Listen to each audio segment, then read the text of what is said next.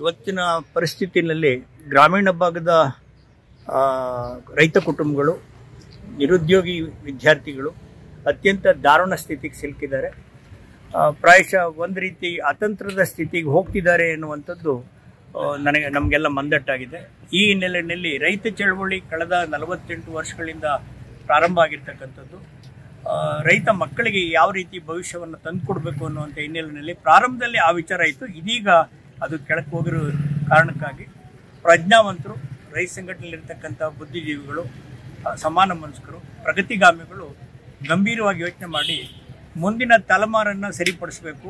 ಹೊಸ ಹೊಸ ಆಯಾಮಗಳ ಮುಖಾಂತರ ರೈತ ವಿದ್ಯಾರ್ಥಿಗಳಲ್ಲಿ ಒಂದು ನ್ಯಾಯ ನಿಷ್ಠುರತೆಯನ್ನು ಪ್ರತಿಪಾದಿಸುವ ರೀತಿಯಲ್ಲಿ ವ್ಯಕ್ತಿತ್ವ ನಿರ್ಮಾಣ ಮಾಡಬೇಕು ಅನ್ನುವಂಥ ಕಾರಣಕ್ಕಾಗಿ ಒಂದು ವಿಚಾರ ಸಂಕಿರಣವನ್ನು ಏರ್ಪಾಡು ಮಾಡಿದ್ದೇವೆ.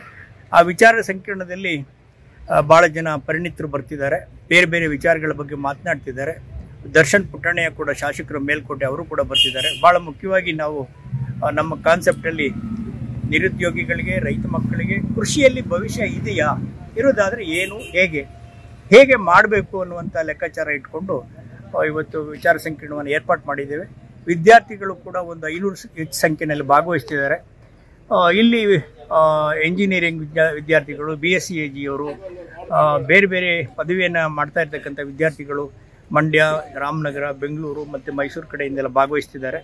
ವಿದ್ಯಾರ್ಥಿಗಳು ಇಲ್ಲಿ ಭಾಗವಹಿಸಲಿಕ್ಕೆ ಮುಕ್ತವಾದಂಥ ಆಹ್ವಾನವನ್ನು ನಾವು ನೀಡ್ತಿದ್ದೇವೆ.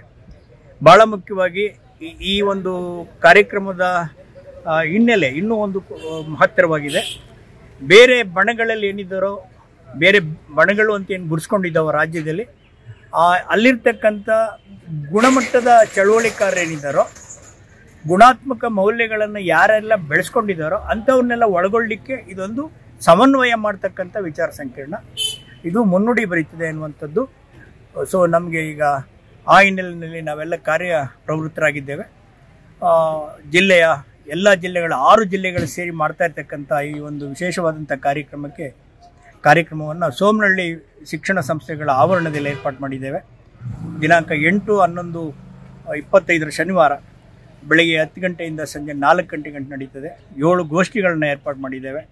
ಅಲ್ಲಿ ಭಾಳ ಮುಖ್ಯವಾಗಿ ಈಗ ನಮಗೆ ಇರುವ ಮಾಹಿತಿ ಪ್ರಕಾರ ಸಹಸ್ರಾರು ಸಂಖ್ಯೆಯಲ್ಲಿ ವಿದ್ಯಾರ್ಥಿಗಳು, ರೈತರು, ರೈತ ಮಕ್ಕಳು, ರೈತ ಮಹಿಳೆಯರು ಕೂಡ ಭಾಗವಹಿಸ್ತಿದ್ದಾರೆ. ಇಲ್ಲಿ ಪ್ರಜ್ಞಾವಂತರು, ಸಮಾಜದ ಮುನ್ನುಡಿಗೆ ಅಥವಾ ಸಮಾಜದ ಪ್ರಗತಿಗಾಮಿ ಆಲೋಚನೆ ಉಳ್ಳಂಥವ್ರು ಭಾಗವಹಿಸಲಿಕ್ಕೆ ಈ ಮುಖಾಂತರ ವಿನಂತಿ ಮಾಡ್ತಿದ್ದೇವೆ.